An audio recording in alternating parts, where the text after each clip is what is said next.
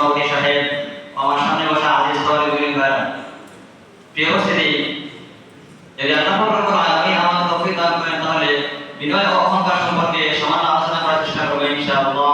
ওমা তাওফিক ইল্লা বিল্লাহ, আলাইহি তাওয়াক্কালতু ওয়া ইলাইহি উনীব।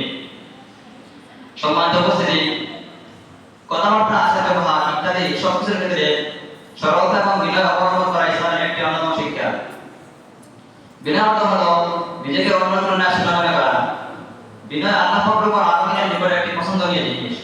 এটি মর্যাদা লাভের একটি সুবান এবং আল্লাহর খাস মাদাদের একটি বিশেষ নিদর্শন।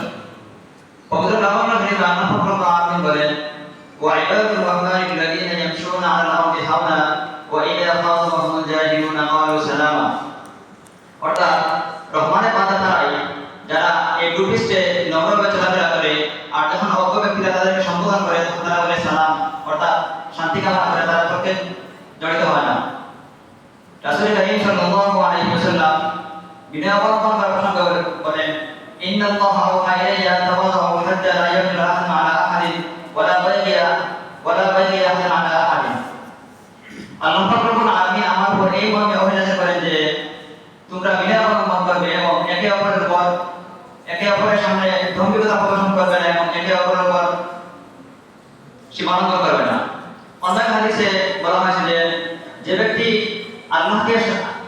আল্লাহকে সন্তুষ্ট করার জন্য বিনয় অবলম্বন করবে, আল্লাহ পাক রব্বুল আলামিন তার মর্যাদাকে বৃদ্ধি করবেন। সম্মানিত উপস্থিতি, সরলতা হলো মুমিনের জীবনের একটি ভূষণ, পক্ষান্তরে কুটিলতা হলো পাপিষ্ঠমান নিদর্শন। রাসূল কারীম সাল্লাল্লাহু আলাইহি ওয়াসাল্লাম বলেন, আল মুমিনু গীরুন কারীমুন ওয়া ফারাজুন ইউহিব্বুল লাঈমুন। অর্থাৎ প্রকৃত ঈমানদার ব্যক্তিরা জমিনের মধ্যে নম্র এবং ভদ্রভাবে চলাফেরা করে এবং পাপিষ্ঠ ব্যক্তিরা প্রতারক এবং নির্যাতনের হয়ে থাকে। সম্মানিত উপস্থিতি, বিনয়ের সাথে কথা বলা মানুষ হলো দুর্বল নয়, বরং এই মানুষগুলো হচ্ছে অসাধারণ ব্যক্তিত্বের অধিকারী। যে মানুষের কথার মধ্যে বিনয় থাকে সেই মানুষ সবচেয়ে বেশি সুন্দর। মানুষের আসল সৌন্দর্য তার চেহারা কিংবা পোশাক নয়।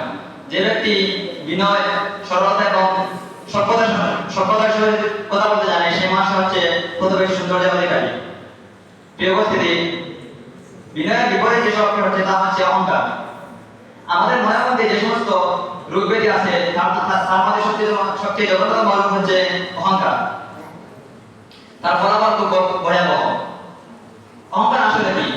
অহংকার হচ্ছে নিজেকে অন্যের তুলনায় শ্রেষ্ঠ মনে করা এবং অন্যকে তুচ্ছ মনে করা।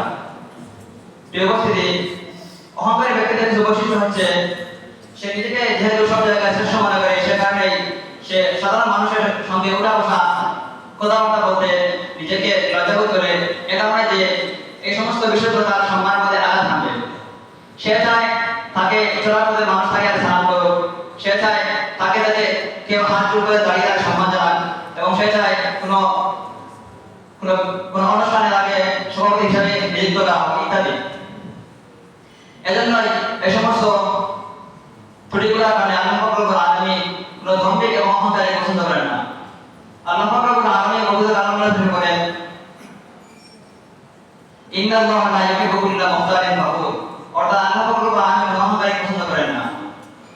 অহংকার মানুষ করে থাকে নিজের রূপ সৌন্দর্য শক্তি সামর্থ্যের কারণে, অথচ ইসলামের সবগুলো অস্থায়িত্বের কথা বলে।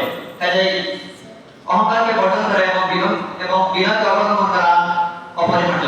আল্লাহ পাক রব্বুল আলামিন আমাদেরকে বিনয় অবলম্বন করার তৌফিক দান করুক। ওয়া আখিরু দাওয়ানা আলহামদুলিল্লাহি রাব্বিল আলামিন।